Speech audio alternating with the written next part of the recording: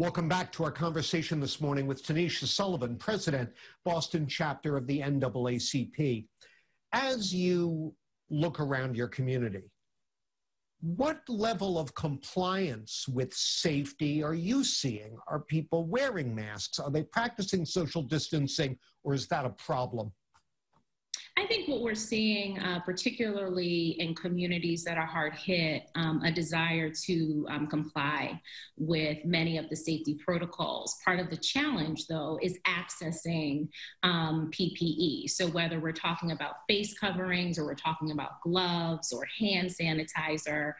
So really making sure that people have what they need to stay safe. That's one. Two, also recognizing that, one of the keys to helping to mitigate against the spread of this virus is for people to isolate. And what we know is that many folks in our community, many working class folks, many low income folks don't live in environments that enable them to readily do that.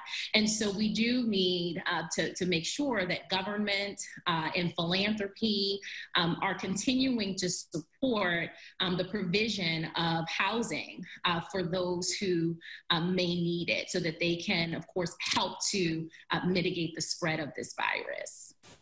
Well, right now, as we're recording this conversation, there's a lot of uncertainty about whether Congress will come ahead with another aid package. House Speaker Pelosi has proposed in the context of a $3 trillion bill, $1 trillion in aid to states and cities who are all experiencing terrible collapses of revenue impacting the budget. That would certainly help forestall layoffs of teachers, firefighters, police officers, and so forth. Can you speak to the significance of that to your community? What would it mean if Congress stiffs us on that kind of short-term aid?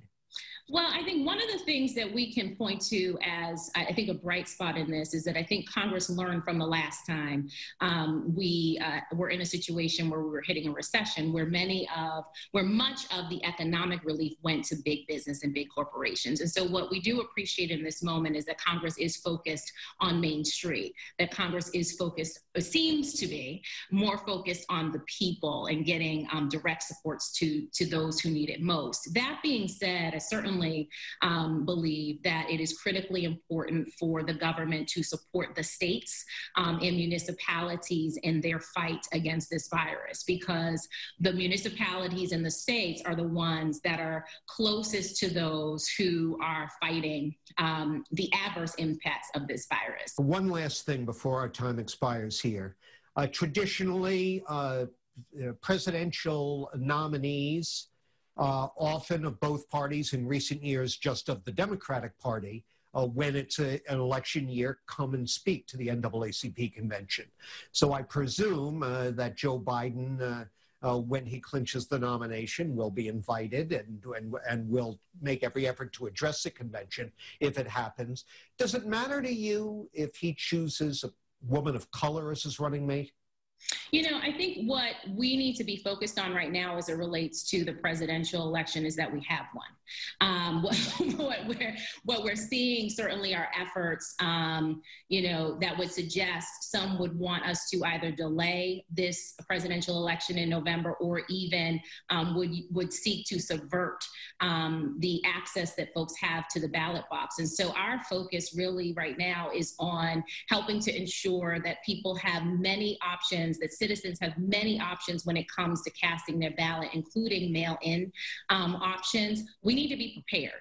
And we need to make sure that for those who do choose to go to the polls, that the polls are safe, and that they're practicing all the appropriate social distancing measures. But right now, certainly having the vice presidential pick is important.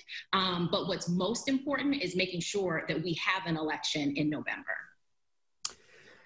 Tanisha Sullivan, President, Boston chapter of the NAACP, thank you so much for your time. Hang in there. Thank you.